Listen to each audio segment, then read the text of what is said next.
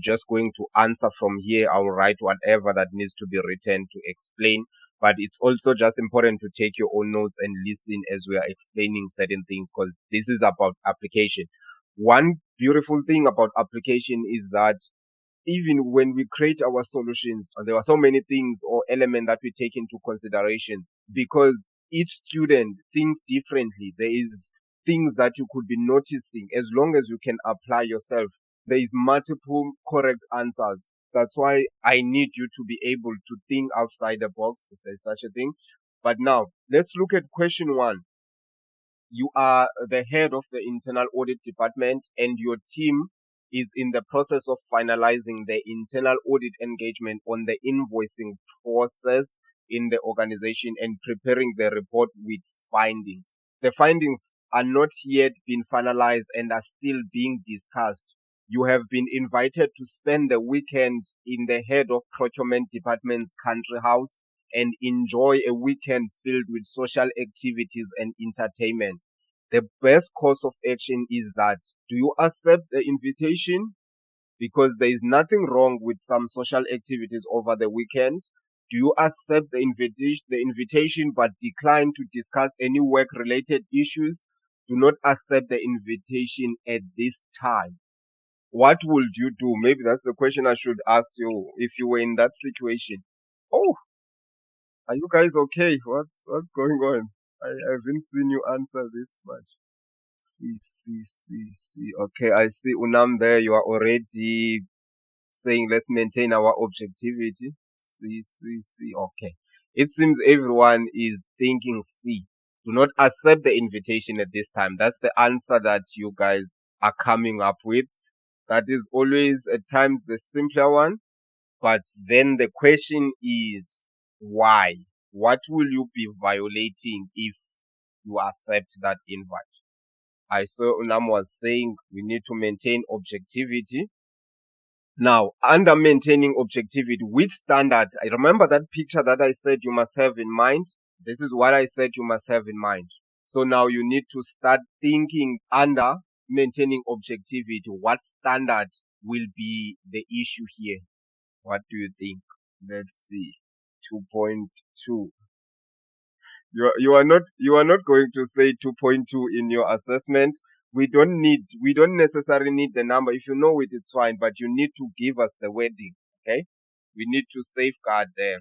We need to, I don't know what main objective and maintain object, then we need to safeguard our objectivity.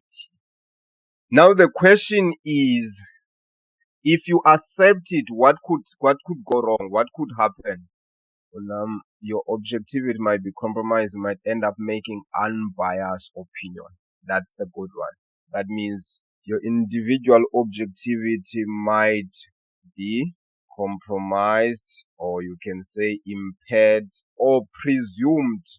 Remember, you can go there and still report those people, whatever that you found, you can still report, but within the organization, other people you might audit in future might start saying, no, that one went up on some weekend away with the procurement head of procurement. So that means you are compromised there. Even the other internal auditors, when they want to report things and don't see them on the report, because you need to review those reports as the chief audit executive or the head of internal audit. Now they will start questioning certain decision as to why certain things are not being reported after you came out from a weekend away that is filled with entertainment there and some activities. So it's not only about being compromised or impaired in fact, but also in appearance. Okay, it's also important to guide the appearance part. Now let's go to the next one. After years of trying, you finally got another internal audit job in your dream company. Before you leave your current employer, you A. Copy all working papers, methodologies, and report because you may use some of them again in your new job. Number two, copy only material you have developed yourself while working overtime. Number three, pack and take away only personal belongings and files. What do you do in this situation? You just pack your dream job. Now you need to leave because you need guidance in the upcoming work. Do you now copy the working papers and methodologies so that You do not have to start over in the new job. You are able to use whatever you're using in the previous company, or you take what you've developed over time when you're working overtime, or you just take your personal belonging and leave. Okay. C. Then the question is, I'm seeing a lot of C's. Now, same thing. What is the principle that is applicable here? And what is the standard? You don't need the standard number, but the wording. We are saying C. We are saying no. You cannot copy the working papers and methodologies because they belong to the organization. Even in things you develop when you're working overtime, you were paid for that overtime. It's company time. You cannot. Now we're saying just pack and take away only your personal belongings and files. But now, if we do the other element, what is the principle that is applicable here, and what is the standard that is applicable in this scenario? Protection of information. Okay. Protection of information it's a standard. Let's start at, okay, let me give you the benefit of the doubt, everyone, that okay, but the fact that you know that it's linking to this standard, that means automatically you know that it's principle 5, maintaining confidentiality. Now there is two people with protection of information, then there is one who's talking about use of information. Is it about protecting information? Is it about the use of information?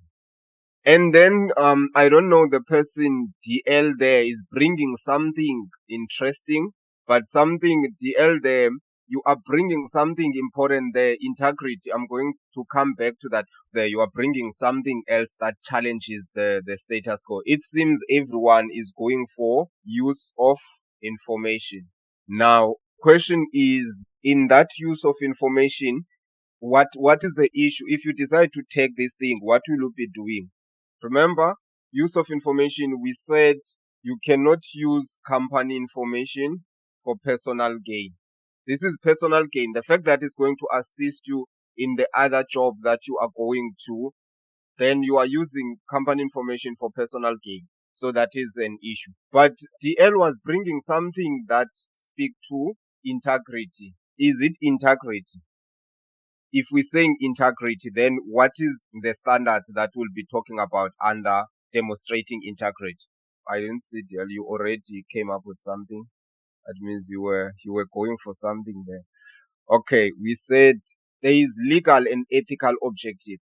That is practically stealing company data. That is common because those things belong to the organization. You're not firstly demonstrating integrity, but most importantly, you are not respecting and contributing to the legitimate and ethical expectations of the organization. Your legal there and ethical behavior is not acceptable. Okay, so as long as you are able in your scenario to support what you are stating, under that integrity, you could have used a lot of things there: organizational ethical expectations, even legal and ethical behavior there, where you must not engage or take part to any illegal activities. So you are stealing, copying company information, you are stealing company data. You were paid when you were there to develop, even if you are saying I was involved in developing these methodologies. Remember, these reports contains company information, contains company data. What happens if someone else outside the organization, in the new organization, get access to that information? Now, same thing in the when you guys we were talking about maintaining confidentiality. Some of you were saying protection of information. You were right, as long as you are able to support it, because the privacy and ownership of that information is an issue, not protecting it. That information can end up being accessed people who do not have access to such an information. Now, what happens if you get to that new organization, you start showing other employees there to say, no, if you are doing a financial audit, this is what we've done in the previous company. Take this report and use it as a guideline. That person is getting to know about things that were happening in your organization, and they are not authorized to know such things. Okay, so it's about applying your mind and be able to support, to explain what we're talking about, because anyone can memorize things, then just bring it as it is without understanding what is taking place. Now, question 3. You are a junior member of the internal audit team and you are performing an internal audit for the first time. You notice some unusual transaction which you believe are connected with money laundering. Now, the appropriate action is report the client to the authorities immediately, decline to perform the internal audit further, and disassociate yourself with the engagement. Number 3, report the finding to your supervisor and the head of internal audit and ask them to review your work and advise on appropriate further actions. What do we do? What is the principle? What is the standard that is applicable? See, let's see if you've chosen well.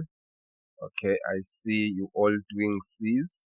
Let's see then what will be the principle and the standard that will be applicable. Someone is saying disclosing impairment to objectivity. Is it impaired? What will influence you there? What will make you not to be objective? Then someone is saying legal and ethical behavior, money laundering. Others, maybe let me switch so that you see as you think. Honest and professional courage. Okay, I see, I see what is happening there. Okay, people. If we use the honest one, the fact that you believe something is taking place. Okay, just listen and take notes. It's going to take us longer if we write everything because there will be multiple things here. But the first thing, to demonstrate integrity, honest and professional courage, honesty, okay. It seems majority legal and ethical behavior. Okay, legal and ethical behavior. I'm going to explain something because at this point, it's not given that really there is money laundering that is taking place there. But one thing that you need to firstly demonstrate is honesty and professional courage. Okay. The fact that you are reporting this to your supervisor and the head, you are demonstrating integrity, but at the same time you are showing that you are an honest person. Yes, it might happen that because this is your first audit, it might happen that in actual fact this is not what is happening. You just need more information to make your conclusion. But the fact that you are reporting to the audit supervisor and the head of internal audit and asking them to review your work so that they can take the appropriate action, then you are demonstrating integrity because at this time there is no conclusion that actually there is some legal activities that are taking place there. Okay, that is one thing that we need to note when it comes to that question. Now, another thing that you are also doing, you are also exercising due professional care. But now, how? One thing that you are doing, you are exercising your professional skepticism because you need to be able now give to your supervisor or the head of internal audit so that they can assess the reliability of that finding. Whatever that you are finding there, they must be able to assess its reliability and make a judgment and make an informed judgment if what you are finding is indeed correct and is supported by reliable and relevant information. That's the thinking I want you to have them. But there is another thing under exercising due professional care. You can also use conformance with the global internal audit standard because disclosing things that you are finding, if you disclose them and report the finding to a supervisor, you are conforming to the standard because if you did not, that is an issue of non-conformance because it's the standard that requires you to review an area and then make the information available to the relevant people. Does that make sense? Exercise due professional care, professional skepticism. So you can see how you can look at one scenario and there could be a lot of things as long as you are able to support them. Because the fact that you are reporting to your seniors, that means you are demonstrating your integrity in terms of ensuring that you are being an honest person, you are contributing towards the legitimate and ethical objectives of the organization. And also remember, we said we need to be truthful, we need to be accurate, we need to be honest and clear. That is part of you doing that. Then when we coming to the exercising due professional care, this is now your professional skepticism, ensuring that the other people who have the necessary skills. Remember, people, when we were explaining due professional care, we were saying a level of care, diligence, and competence that is reasonable, expected of a professional. Now you are saying, okay, there might be senior people who have more knowledge in this area. Let me give them an opportunity to review and take the appropriate action if what I've found is indeed correct. But you're also conforming to the standards. So that is what is important there. Now let's go further.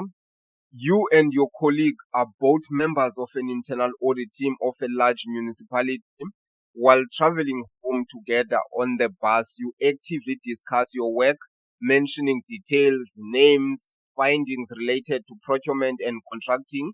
There are other people traveling on the bus who may overhear your conversation. One, there is nothing wrong with this, as the other bus passengers are not proficient in the technical issues being discussed. Number two, the other bus passengers are entitled to hear because all information on the use of taxpayers' money is public. This is a breach of the global internal audit standard, as the internal auditors are required to keep information confidential unless disclosure is required by law. Now, number D, this is partially wrong. The internal auditor should keep information confidential, but the other people on the bus are also to blame, as they should not listen to other people's conversation. What is the correct one? Okay, I'm getting C so far. Is there a different opinion? We're saying C. Let's start supporting them. What is the principle, and then from there, what is the standard? I hope someone won't say we are demonstrating integrity by making information available to the public. Maintaining confidentiality, protection of information. That is correct, Olwam. That is correct, DL. And also Shalanati, Mr. Tierra. That is also correct. Okay, since majority of you are on the right track. We're saying it's number C. We are breaching the global internal audit standards. We must maintain confidentiality. That's the first thing. And then protection of information. What does protection of information says? We must respect and protect information that you've got to know during your work. Okay, you must respect the privacy of such information. The information here is that if you were not auditing this large municipality, you wouldn't know about the issues of procurement and contracting. If people are being bribed there to get tenders and all those things, you will not know. But you were doing that work and got to know certain things. You cannot now go around telling other people. You need to ensure that you keep that information, you protect it, okay? You protect it, that information. That's why here you are breaching the global internal audit standards, because you are required to keep information confidential unless disclosure is required by law. Okay, let's go a step further. The appropriate response if offered a small value contribution in kind from auditees, such as gifts and lunches. Let's say you are being given gifts or invited for lunch. Your response should be: one, small gifts are acceptable if given to all members of the internal audit department at the same time. Two, business lunches are considered acceptable. C, nothing may be acceptable, as internal auditors must maintain objectivity in appearance and in action. What is the appropriate response there? C, A. Okay, we've got an A. We've got C's, A. Now the equation is balanced. Which is which? Okay, the correct answer there, it's A. Small gifts are acceptable if given to all members of the internal audit department at the same time. Remember, you can accept gifts if, for example, there is a company function and everyone is receiving gifts. Now, even if it's a gift that are coming from the business into the internal audit department, it's not everyone in that department will be involved in an audit. Okay, not everyone will be involved in an audit. So you can accept the gift, because it doesn't mean now the whole department's objectivity is impaired because there were small gifts that were given to the department. That is not an issue. So it doesn't mean just because you're an internal auditor you can never accept anything. That's why at times gifts that are over a certain value, you need to disclose them. You need to sign a form and disclose them to the business. Then the business will decide if such gift can be taken or should you return it back. Now, you have completed your advanced diploma. I'm sure you wish. You have completed your advanced diploma in internal auditing and you are currently registered with the IIA's professional training program and you are completing the third year of the program. You are preparing for the CIA exam and a friend of yours who also planning to write the CIA exams has a contact in the USA who can give you access to the CIA Part 1 paper that is to be written. What do you do in this situation? So the question is, we're not going to judge you now, but the question, what do you do? What are you to do in this situation? What are you to do? Do you pass? You've been studying for this. You've been accepted. Yeah, dear, you can accept it. But what will, if you accept it, then what will you not be demonstrating as a potential or future internal audit or certified internal audit? What is impacted there? Someone is saying decline the offer. Integrity, demonstrate integrity, illegal action, demonstrate integrity, report illegal actions. Okay, you guys are all on the right track. Guys, you that means you will not demonstrating integrity there. That honest and professional courage, if you decide to accept it, you are not demonstrate. You are not being truthful in whatever that you do. You need to report this person that is giving you access to such an information. But there is also the legal and ethical behavior that is becoming issue. You are becoming a party to illegal activities. That is unauthorized access. People are not supposed to access assessment before they are made available to write. So you are becoming a party or you are engaging to an illegal activity. You can actually, if it found to be, you can actually be fined if or be told you are not allowed to ever write or be certified as an internal audit. Okay, does that make sense? Now, let's finish up this one. Mr. Ricardo is working as an internal auditor at NALA Ltd. During the performance of an internal audit of the sales division of NALA, he detected fraud committed by the sales clerk. The sales clerk offered to pay a substantial amount into Ms. Ricardo's bank account in return for not disclosing the fraud. Now, you find that someone is committing fraud, but they're saying, no, we're going to pay you. Please do not disclose. What do you do? What do you do? Let's discuss it in accordance to the global internal audit standard. Take the money, disclose it. Yeah, that will be the best approach, Anesibo, to disclose what you found. You cannot be taking bribes there, okay? Because there is that honest and professional courage that needs to take place. You also need to contribute to the legitimate and ethical objective of the organization. There is also the 1.2 organizational ethical expectations. There is also 1.3 legal and ethical behavior. You cannot engage or be part to illegal activities. Yes, there is the legal and ethical behavior there. So those are the things that will be important. Okay, so just analyze your scenario and then we say, okay, what will be the action?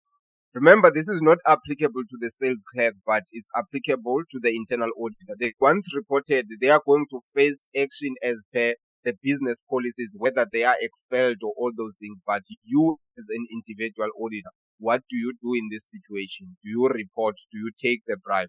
Because if this is illegal, remember, fraud is illegal. Now, if you are accepting the bribe, you are become a part, you are engaging to that illegal activity that is taking place within that organization.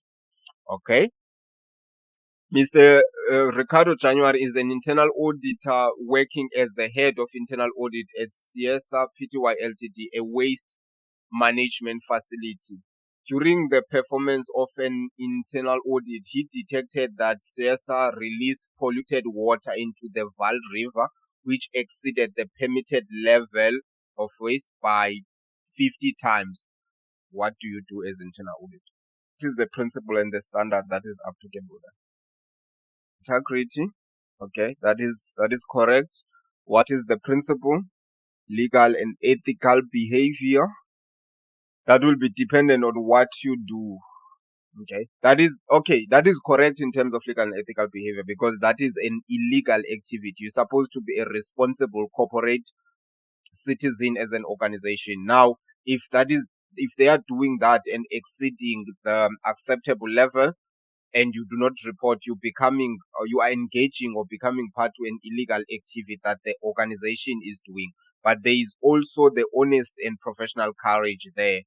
You need to report regardless of the consequences that will happen in the organization, but report such an issue. Yeah, Unam, that is correct. You need to report such an issue. Sean Mchida, report legal violation when identified. That is correct.